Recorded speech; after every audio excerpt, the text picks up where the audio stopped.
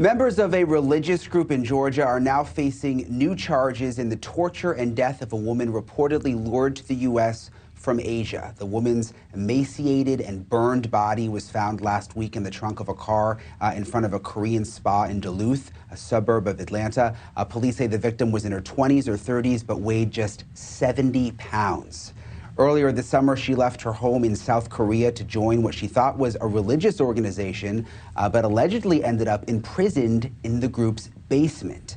Gwinnett County Police say half a dozen suspects who called themselves the Soldiers of Christ.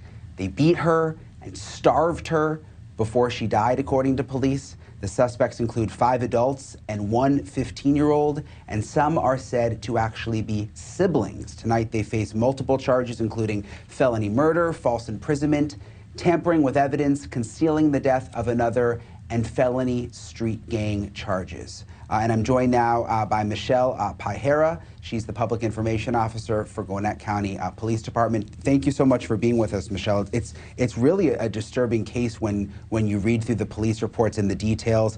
Have police been able to identify the victim yet and figure out exactly what her connection was to this group?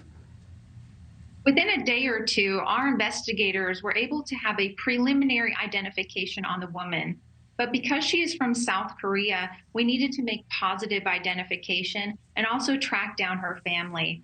But I believe that the medical examiner's office has made positive identification, and we're just working to make sure that the family is aware that that positive ID has been made. Do we know, Michele, what this group really is, the Soldiers of Christ? I mean, is it like a cult or some kind of religious organization? Because when you Google it, there's not a ton of information out there. What have you guys learned so far? You're right. I've done the same thing you've done, and I've Googled it as well, and there's not a whole lot of information out there. We know that the investigators found that they were identifying themselves as belonging to the Soldiers of Christ, which they believe was a religious organization. Right now, our detectives are just working to gather as much information about them and to see if there's any potential victims out there, any additional victims. But as far as this crime is concerned, we believe that we have all of those responsible in custody. Do you think that, I mean, I see the mug shots there's 5 of them.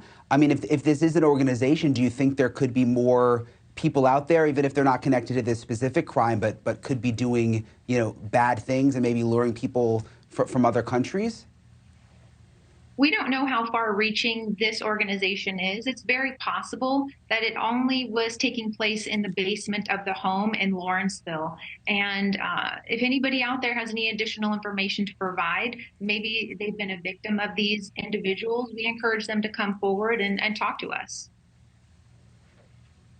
Do we know exactly, Michele, like how she, I mean, if she was lured from South Korea, like how did she end up going from South Korea to this group outside Atlanta? We believe that her family and the family that was living in this home had some sort of connection. I don't know if they were related by family ties or if they were just mere acquaintances, but we believe that the families knew one another and that the victim came to the United States in the middle of the summer, mid-June, and that's when she hooked up with the people that are now charged in this crime. And we believe that most of these injuries and most of what she went through was a result of the initiation into the Soldiers of Christ. Mm. Wow, I mean, that's frightening. I'm looking at the pictures on the screen, Michele, that you guys released. It looks like that's maybe like the basement area. There were just some pictures of some boots. What's the significance of the boots? The reason I wanted to include the picture of the boots is to show that they were organized. And if you'll see in the warrants, these individuals have also been facing additional gang charges. And the reason for that is because they are a group of 3 or more who are tied together by engaging in criminal activity. And just by showing the boots, we're showing organization amongst themselves. Yeah, it's frightening to see. You're right. I mean, the fact that they almost had like a uniform and that they were organized, and that one of them was just 15 years old. One of the suspects just 15.